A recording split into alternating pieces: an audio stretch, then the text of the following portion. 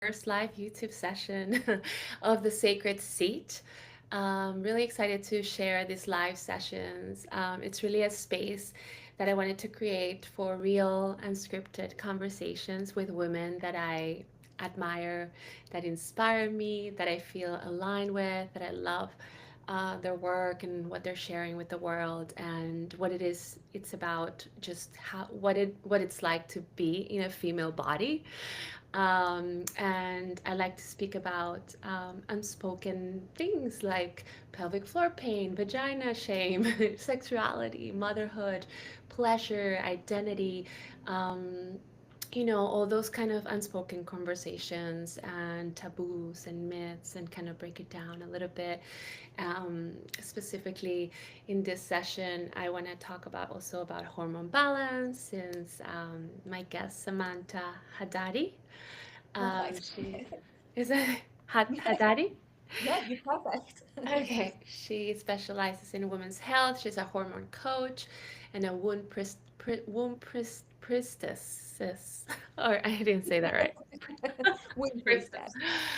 Um, I'm sorry about my English, but anyways, and an author of this beautiful new book, Hormone Goddess. So we're gonna dive into all these things today, and also what it's really I find like an invisible weight that us women carry, and I'm hoping to break that weight for my children. So, yeah, this is what it's about. So thank you so much for being here and sharing this seat with me. And I'm just so excited that you're here and you can share some of your huge amount of wealth and wisdom.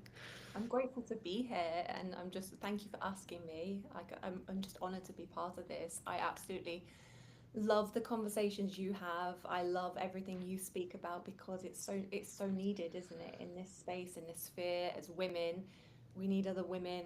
We need people to have these conversations. So I'm so grateful to you and for inviting me on. So thank you.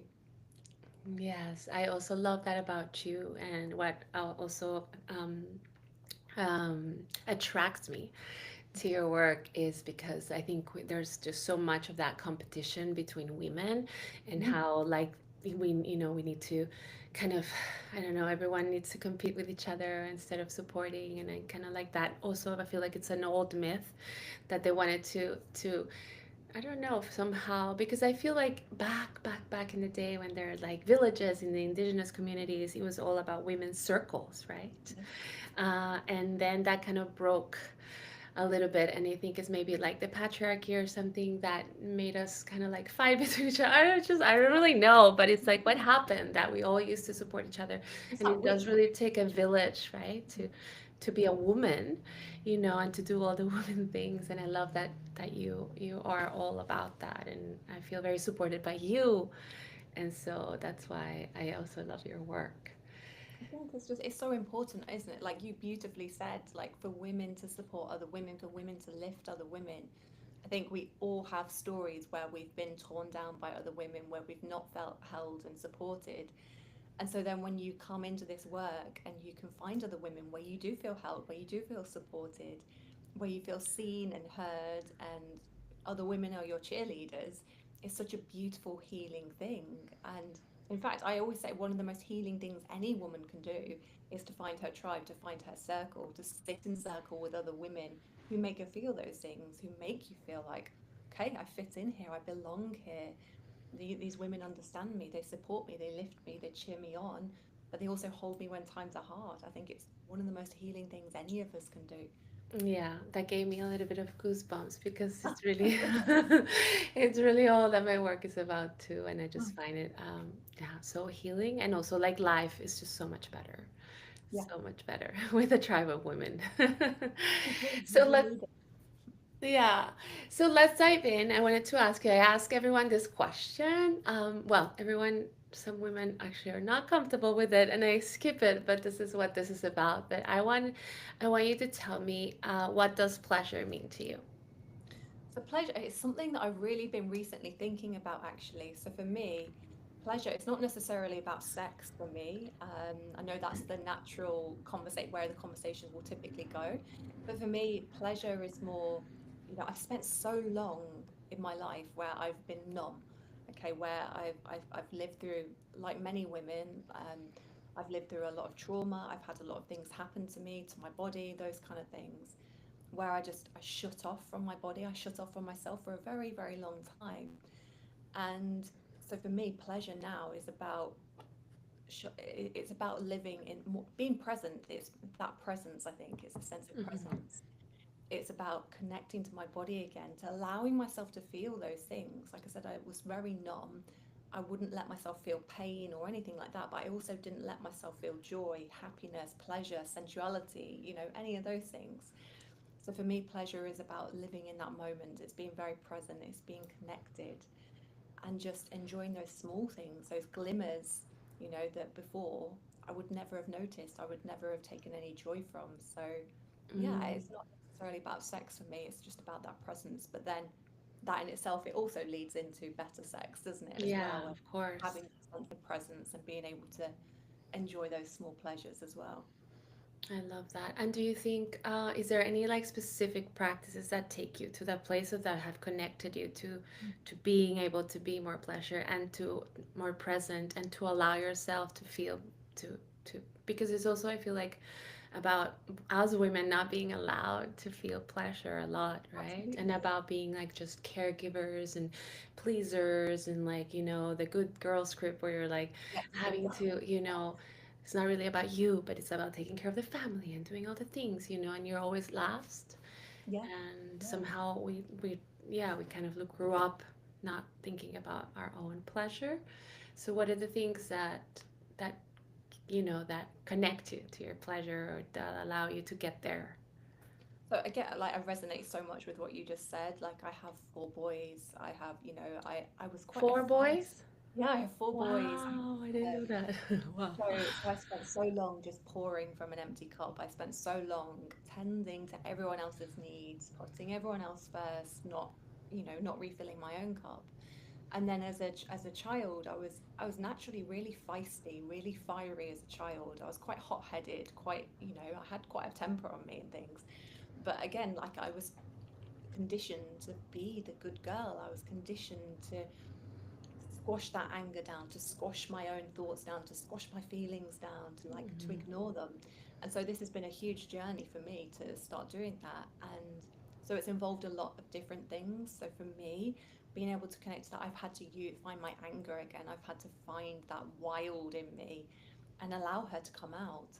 But also because, like I said, it's very much about presence for me. So it's living in gratitude, so practicing gratitude every day where I can, so remembering those things I'm grateful for, allowing that feeling to kind of fill me up as well. So just small moments with my kids, with my family, with my partner, but also noticing those small things around me as well. So I love to be outdoors. I will spend my whole life outside if I can.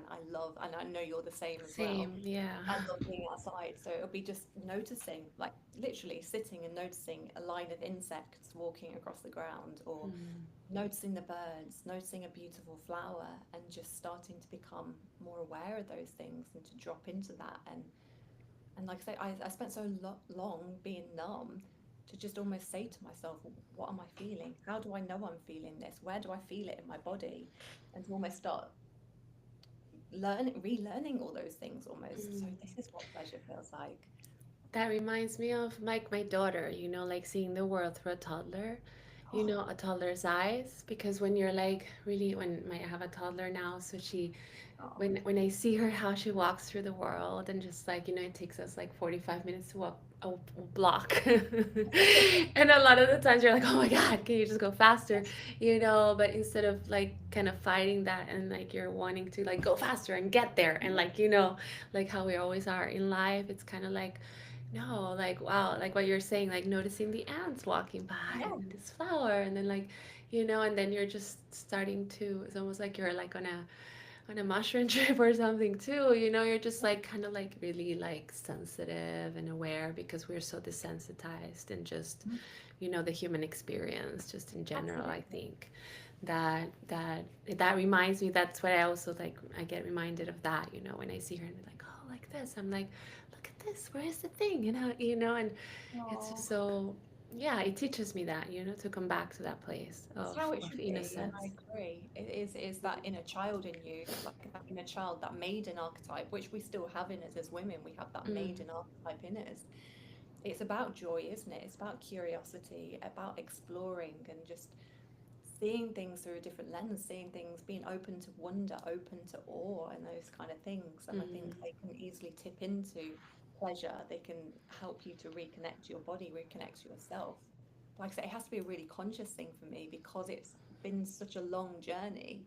It's been such a long time where I've just been like head down, tunnel vision, like just hustling, being busy, pushing myself all the time. So it has to be a very conscious thing to know I'm going to slow down. I'm going to notice these things. I'm going to see how that feels. And I'm going to, ask that question. How do I know I feel happy right now? How do I know I feel peaceful? Where do I feel it in myself? And mm-hmm. be more curious. But I love that. That's the joy of Yeah, toddlers, isn't curious. it? That's Yeah, so, it's so they beautiful. Such a good teach us so age. much. Yeah. Hmm. All right. So I wanted to ask you, when I say the word orgasm, what happens in you? Like, what do you feel? Do you feel? I feel a mix of things. So there is that pleasure in me. There's Hmm. that deep pleasure, is something that again I was so conditioned. I thought that sex was meant to be performative, that as a woman that I was meant to perform a certain way, look a certain way, be a certain way. We're all, you see women in magazines as porn stars, all these different things. And Hmm. so there's that, but now it brings that, no, this is me, this is me, this is who I am, and that sense of power almost within me. But also it brings an element of rage and anger for me when I think of orgasm. So I think of how powerful orgasms are. So they bring forth that they're so creative. You can manifest all these amazing things when you orgasm. They're medicinal. Okay, and that's a conversation that needs to be had, the how medicinal they are for women. Totally How they agree. support our hormones, our nervous system, how they support our pelvic floor, all Mm, these different things. And yet we've been taught to feel shame over them. We've been taught that it's wrong to talk about orgasm, to talk about sex. It's wrong to explore female pleasure and all of these things, all that our bodies are dirty. We can't talk about vaginas, we can't talk about vulvas, all of these things. yeah. And Oh so my gosh. there is an element of anger there as well, because Oh wow. this is how it should be. It should be known to be medicinal, to be powerful, to be beautiful and sacred, and all of these things. But so many of us have been taught the opposite. Mm. Do you think that, how would you think we would be different, or how would you be different? Like, were you taught by your, openly by your parents and your grandparents, or like around you, was this sex and, orgasms and pleasure and was something that was like normalized, or, and do No, you not think so that, much. how would you think you would be different? Yeah, so my parents I was lucky. My parents were open about sex. I was allowed Mm. boyfriends over and things, but it wasn't really talked about as such. It was Yeah. never a conversation we would have. It was okay, you can have sex, and we want you to be safe, but it wasn't something that would go any deeper than that.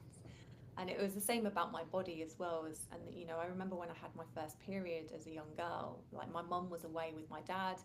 I was staying with my nana. I adored my nana. My nana was my like special person, my nana and grandpa.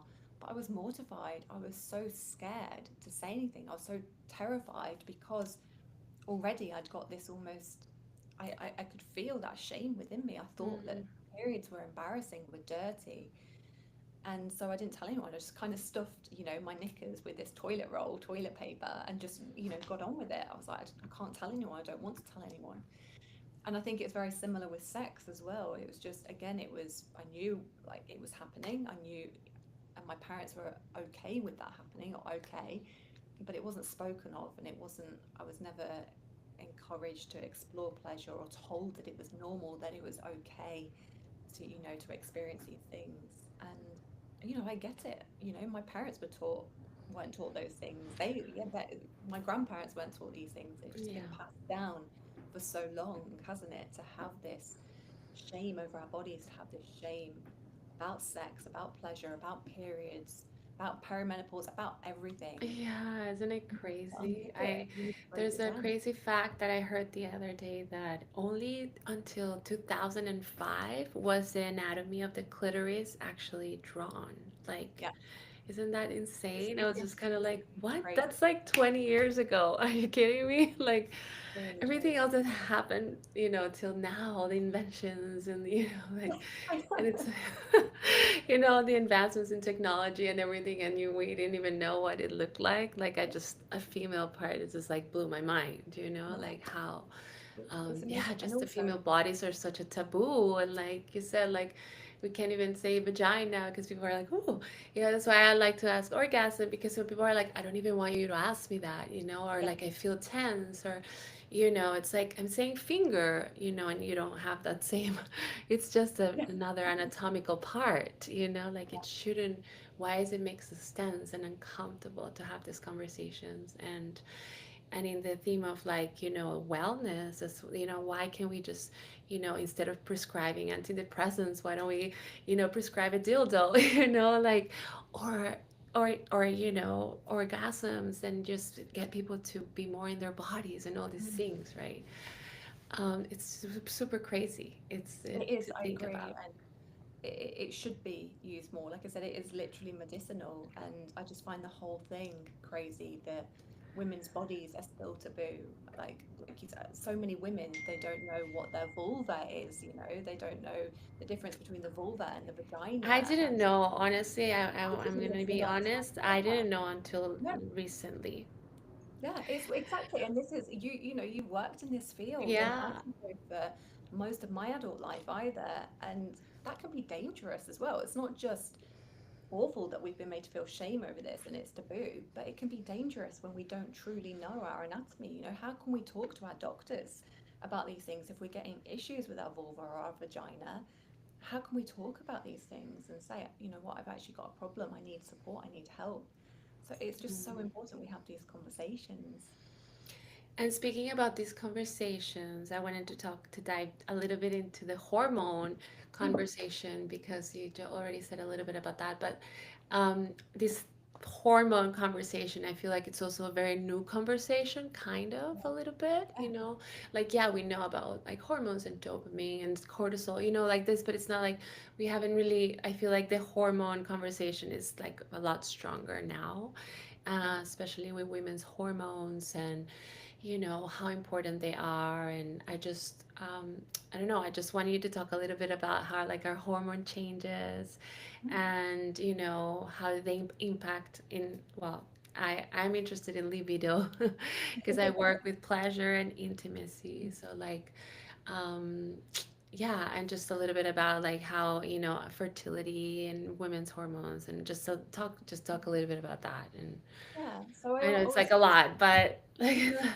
let's unpick it, let's this untangle big it. umbrella. Yeah, But let's go for it. Let's explore it. I always say as well to like my clients as well, because we have been conditioned to think of low libido as having hormonal issues, having things like low testosterone or low estrogen and mm, these things. And sometimes it is this, especially as we moved into like further into perimenopause, not necessarily early perimenopause, but our hormones do shift and change. Our estrogen can dip towards the end, our testosterone levels can dip and change, and this can impact our libido. But I always say to women as well, it's really important to understand that our brain is our most important sexual organ. Our brain is so important for our libido, for sex. It doesn't matter if you've got perfect hormones, although I don't think anybody's got perfect hormones. It doesn't matter if your brain will always take control. If you don't feel safe for whatever reason, you're struggling with body image, if you're struggling with, self-criticism, you're feeling a little bit tense or overwhelmed, or, you're feeling busy at work, or you've got like a million and one things to do at home, which I know so many women can relate to, having that long list of things to do. Any of mm, these things can really put the brake on your libido and really impact your libido. So it's really important that when you're thinking, okay, I'm struggling with my libido, you look at it with self-compassion, because again, it's your brain. Your brain is trying to essentially keep you safe or to prioritize in these things. But also it can be multifaceted. So how are you talking to yourself? Like, what are your self-beliefs about your body? how do you feel when you have sex? You know, are you able to let go? Are you able to show up with pleasure? Are you in a relationship where you feel able to say, vocalize what you need, what you want? You know, do you feel overwhelmed? Do you feel stressed? Do you feel all these things? Have you got any trauma? You know, all of these things play into our libido. And so I think it's an Mm. important conversation to have, that actually it can go so much deeper and so much further than this. Yeah, I love that you say that because I work a lot. Well, most of my work is with the pelvic floor, and a lot of it is about pelvic floor tension. And yeah, when you go to the doctor, you're like, the PT is like, yeah, do these exercises, or stretch more, Yeah. but they're not, or like, use this wand or something. But it doesn't go further than that, and that's one of the things I really talk about is how the mind body connection and Yeah. your It's so nervous important. system regulating, and it's just the practices of like meditation and yoga nidra and breath work and all these things, even partner work that is Yeah, trying to explore that's what I love seeing intimacy. on your channel. I love seeing your partner work, like those things. Yeah, so it's just like because we have also this idea about intimacy and sex as being like the big bang, right? Like, Yeah, and we're gonna do this, and it's performative because we learn it from movies and magazines and porn, right? Because we don't really, had the education about it. So we have this idea of sex that it's really not what real sex is, I feel, and intimacy. And yeah. so I think our bodies, like you were saying, Eric, our bodies are adapting to keep us safe. Mm. And if we don't have like the environment, then that means like our nervous system just feeling safe with our partner, but we also just need like not have a million things in our mind and like Yeah, yeah, all these things is not just like a physical response. yeah, Basically, it's just not. And that's so so important for people to know that, or like just like blame it on the hormones, yeah, yeah. and then not That's do all the work. I'll yeah, just, what pill do I take, to like balance my hormones instead of yeah. like being, no, no, no, I have to Trying do the to our work. partner. Yeah. Yeah, it's a lot easier to do those things, isn't it? And actually, it goes so much deeper. And it's something I've seen in myself as well, you know? Like, I learn these things because I see it in myself. Again, I spent so long disconnected from my body, feeling shame, like not liking my body, not loving my body, but also being so busy and always pushing my body to breaking point, pretty much, always pushing myself to breaking point. And so I struggled with it for so long as well. So it's something that I've had to learn. I have to soften, I have to let my body unfurl, I have to reconnect to myself and talk to Yeah, myself with kindness and with love and empathy before my libido, will be there. it's And true. so Yeah, it's, the body shame is goes deep. yeah, it really Goes does. And I think we've all especially as you, well, I think your whole life, but especially also like with aging, I think it's hard to like see your body change and be it's very hard. different. And I've noticed, for example, that my like before I could eat anything and I would like exercise and like I could see it, and now it's like, oh no, like I have this like little belly that is just there. And, I've had two children. And, Yeah. when I had my first one at 27, my body went like, and then like at this one, I was huge. And my body has never been the same after my second one. And just that mindset that you have to go back to, your body. Like you get body back and like that always have to see, like have to be the same or my daughter's trying to enter the room as I'm talking about children. Hey, honey. Sorry. Yeah. Can I be Never on say my sorry. live? This is real Oh. life. Thank you. Um, so yeah, and just like the body shame, and I think it's really hard to yeah, to be able to allow ourselves to be sexy and feel sensual and like Yeah, really like put our guard down if we don't really love our bodies. And but it's hard to love your bodies when everything you really see hard. on on social media and everything is just in magazines, in movie, like the it's just like the Yeah. conditioning is so deep. I love that you have this practice that I also teach at my in my Oh. sorry. Okay. All right. Um, the yoni, like the yoni mirroring Yes. practice. Yeah. I noticed that you have that in your book. It's something that I learned in my womb work and my womb journey and everything like that. It's practices that often come up when you're doing those that kind of work. It's again, it's that reconnecting to your body, isn't it? And again, we've been And taught to looking feel at yourself. we've been taught to feel this deep shame and that disconnect from our bodies, from our vulvas especially, and to actually look at yourself in the mirror. I don't know about you, but I grew up with all these horrendous terms for like the vulva, for the body, for the female anatomy, like that made me think that I was hideous, that like I was like disfigured, or these kind of things, that I looked awful, and I was so self-conscious when I had boyfriends and things like that. I was like, is he going to think I look really ugly? Is he going to think, what's he going to think? And so I think it's a really beautiful thing to start doing, to looking at yourself in the mirror. And at first it can be like, "Ooh, I don't want to look, I don't want to look." But then and then just changing that narrative that you have and how you see yourself, and just being like, okay, I'm going to be curious about how I look, and just exploring these things and just noticing the color, like the colors of yourself, the shape of yourself, and all of these different things. Mm. And I just think I it's a I really do that practice too. I love it, and I do it in my programs as well.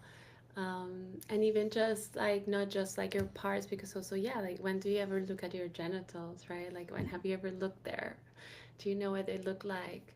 yeah. And then also like your own, just you're standing in the mirror, in front of the mirror, and just looking at yourself, and maybe like writing down all the things that you love about yourself. I That's beautiful.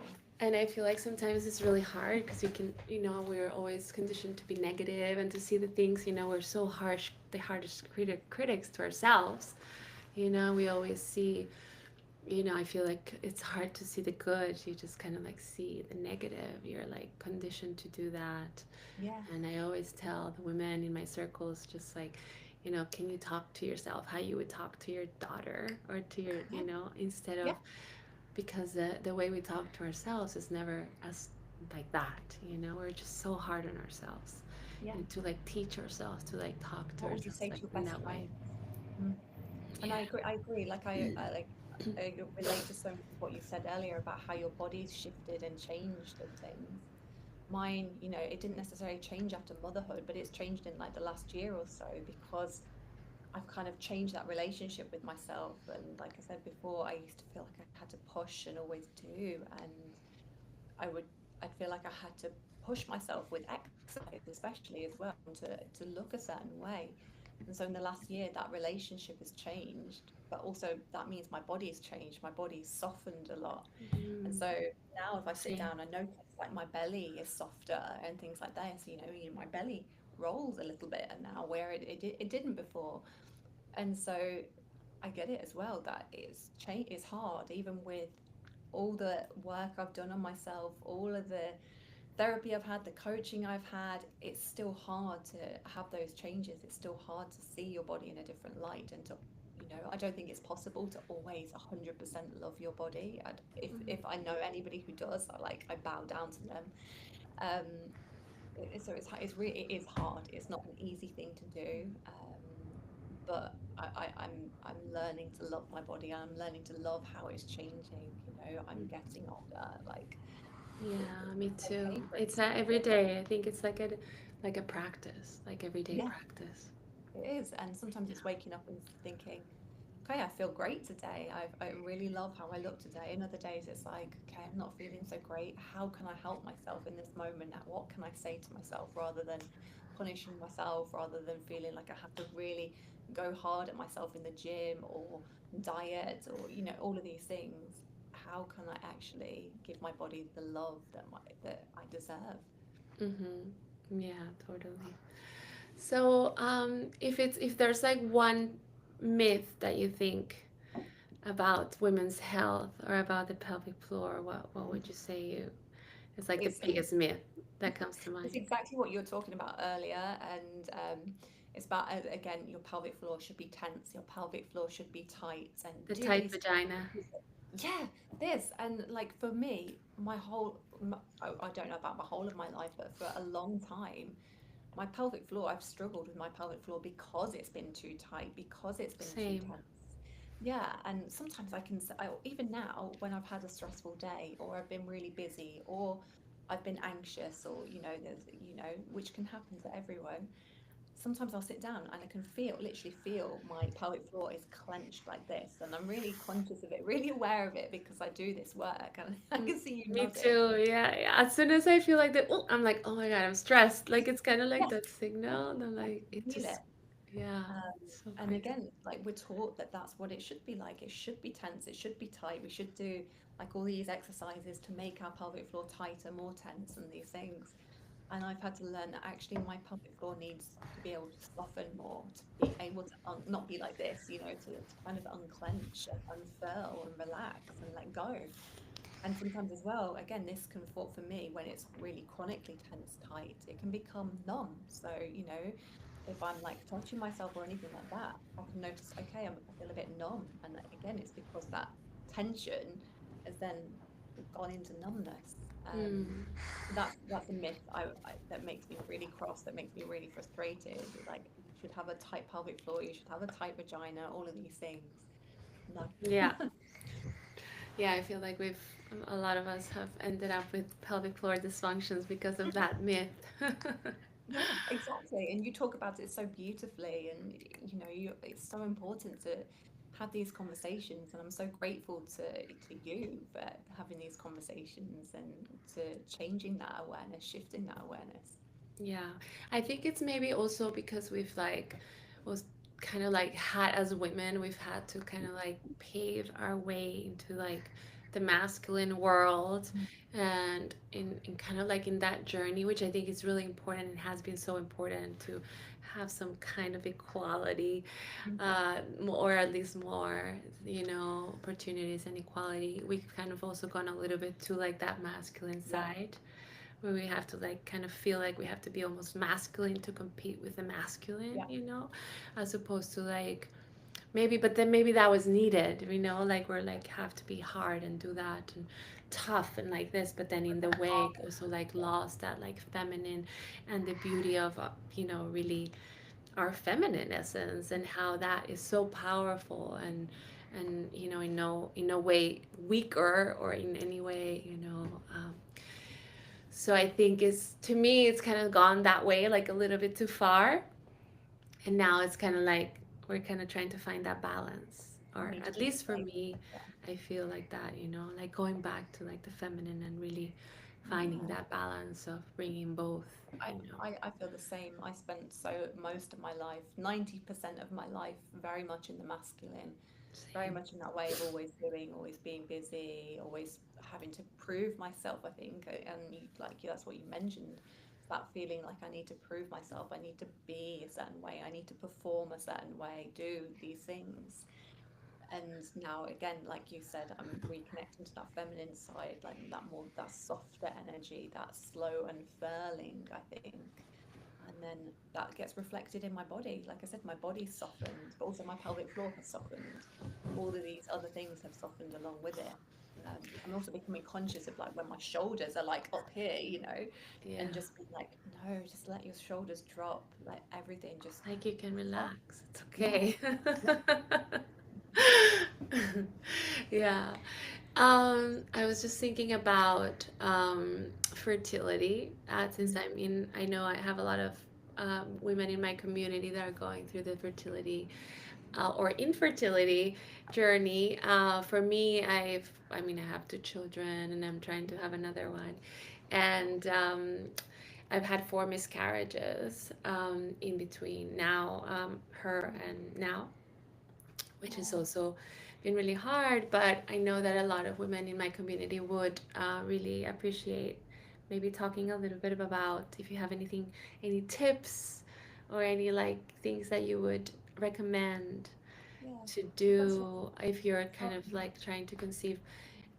I think in your like more like 30s to 40s to and then 40s, because I think it's kind of different as well yeah. as like your or yeah. Yeah. Well, so I'm so sorry you've been through that. And I think it's beautiful that you even talk about it as well. I've experienced miscarriage as well and things like that, and I think it's an important conversation as women that we have. I think to talk about those things, to normalize those things, to make space for one another to process those things as well, because the grief, the loneliness, all of those things around it, it can be really overwhelming and really isolating. So I'm Yeah, really, it's been a first of all, rough year sorry, for sure. that's a lot to Yeah, hold, especially with a family as thank you. well. Trying to navigate grief with a family must be so difficult. Yeah, it is. It is, but I've also it's also nice to be supported, and yeah, for me, it's been really, really healing to share my story because I think that it is a very lonely path. Mm, And again, as women, I think it's something that we're ashamed of, and it's another story that we need to like live alone. I feel like it's something else that you have to like live on your own and be silent and about, and I think that that is just so much more painful. yeah. And for me, like being able to share that and sorry, this is like real life here going happening at all times. It's kind of like it's been just very healing for me because when I started sharing and people are like, oh, but don't tell anyone, or this, I was like, I want to share it because then when you start talking to women, I feel almost every person or every woman that I know has had a miscarriage. I think it's maybe 40 or 20% of pregnancies end up anyways in a miscarriage. Yeah. Sometimes you don't even know it. So, yeah, so like why are we talking about it? Like why do we have to feel ashamed or why does it have to be, I think it's so yeah, for me it's just like everything is just like processing is so much easier and when we can support each other and we can normalize conversations so we don't feel alone, so we're connected I agree. I and completely we can be agree. human. As for the fertility thing, I think for me, it's so multi-layered, isn't it? And there's nutrition and things like that you can do to support yourself, and but I think for me, it's about creating that sense of safety in your body. I think that our nervous system affects our hormones so much that impacts our physical health. Essentially, I always say to women, your body, above all else, your body loves you. When we're getting all of these symptoms, whatever they are, whether it's period pain, whether it's brain fog, whatever, it's because our body is trying to guide us to what needs more love, or needs more nourishment, or perhaps where we need to slow down, heal, where we need self care, and all of these things. Hi. Because our bodies want to keep us safe.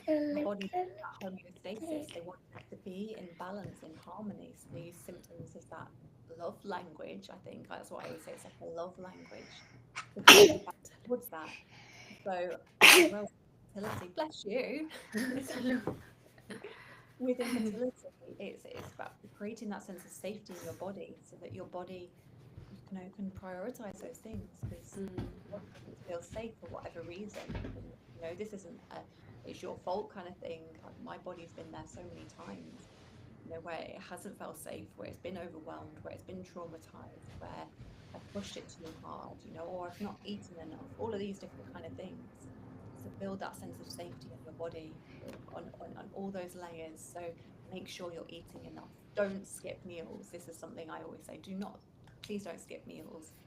Don't diet or any of these things. Don't cut carbs, don't cut fats, don't cut protein. Don't nourish yourself in every possible way. Help your body to feel safe. Help your body to relax and let go, and just give your body that sense of safety it needs, and it very often craves as well. Because if you, oh, bless you, if your body doesn't feel safe, then it's really hard. It makes things a lot harder, and we might not ovulate. We might, on all of these different things, we might not have as high progesterone. All of these different things. So that's what I'd say. yeah, totally. It goes back to your nervous system, everything, It right? does. To So slowing much comes back down, to to it. really like loving yourself and creating like yeah, like this perfect like space for, to create life. I think for me, it's definitely about that, and I've been working on letting go. I'm doing less because again, I'm also like that. Like I'm then masculine and like doing, and I got like super burnt out Mm. recently.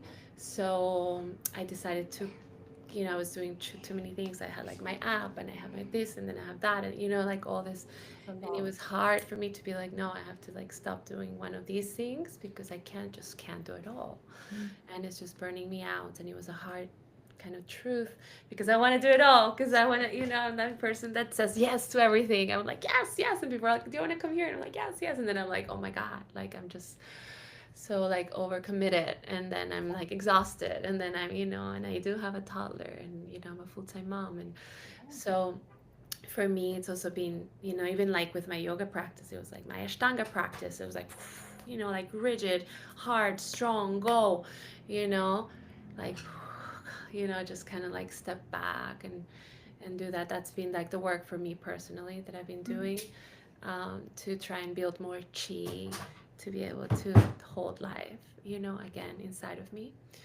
That's a So courageous thing to do. It's really, it's not an easy thing to do. Like and I understand because it's been my journey as well. It's really not an easy thing to do when it's been yeah, your I whole think life. because the world we live in is just such, Mm. they give so much attention to doing and doing more, and the messages you're always getting is like like your practice has to be like this, and you have to wake up 5, and then you have to have lemon, and then you have to have sauna, and then you have to like do hit, and then you have to be like, there's just like always adding all these I feel things, like and you're like, oh wellness. my god, like I can never keep up with like, this is only my self-care practice has to be like all these 10 things, right? Yeah, And I then I have to also be a mom, and then I also have to clean and cook and like, yes. I need help.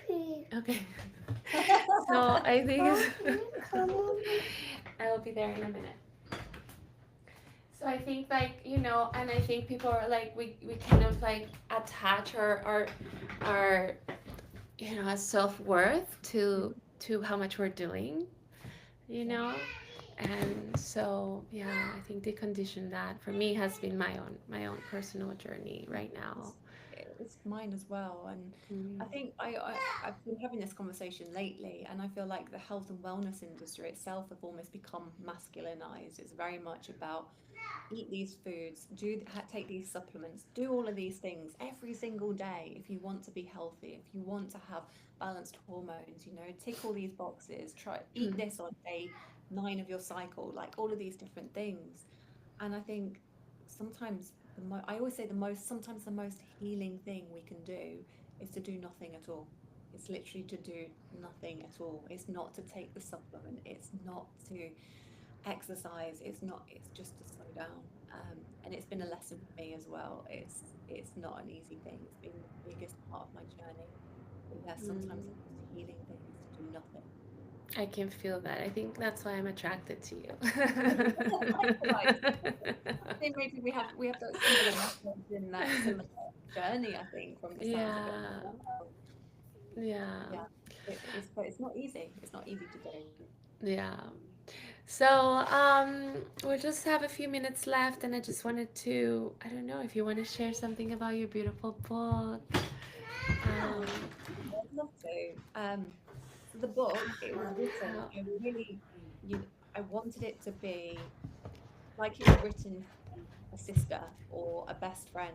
I wanted it to feel like it was coming from a place of complete love and complete understanding. And like I was sat next to the woman reading it with my arms around her, or we were talking over coffee or tea or something like that. But I really wanted it to feel real because it's a lot about my own experiences as well. So it was kind of, what did I need to know at the start of my journey? What did I need to know about my body? What did I need to know about my hormones? But also as well, it's a lady said to me, it feels like reclamation, and that's what I wanted it to be. It's almost like I don't want to feel shame in my body anymore. I don't want to feel shame over my periods anymore. I want to reclaim them. I want to understand why my body is beautiful. I want to understand why my cycle is sacred and all of these different things. So it's also written through that lens of reclamation, through that lens of empowerment, mhm. helping women to see the power in their menstrual cycles, the power in their bodies, and understanding the magic they have within them. So yeah, so it's all of those things, all of these things that I really wish someone had sat down and told me when I was a young girl, I think, Mm, all yeah, condensed me into the too. book.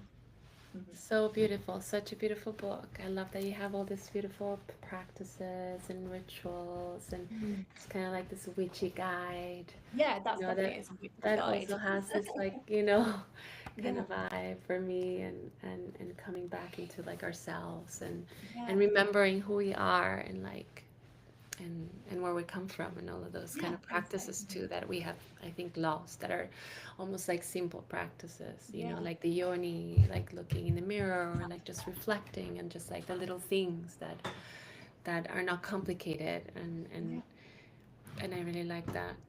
I think my favorite chapter of the book to write, I think it's chapter 3, Your Cycle is Sacred. And it's just talking about how women's bodies used to be seen, used to be held in like those ancient communities where, we had those earth-based communities where goddess was also worshipped, where women's bodies were worshipped, where it was understood that when we were on our periods, we were more intuitive, we were more knowledgeable, more wise, more powerful. Mm, That I love talking about those things because I ache for those times as well. I'm like really sad that we live in a time where that's been lost and kind of forgotten.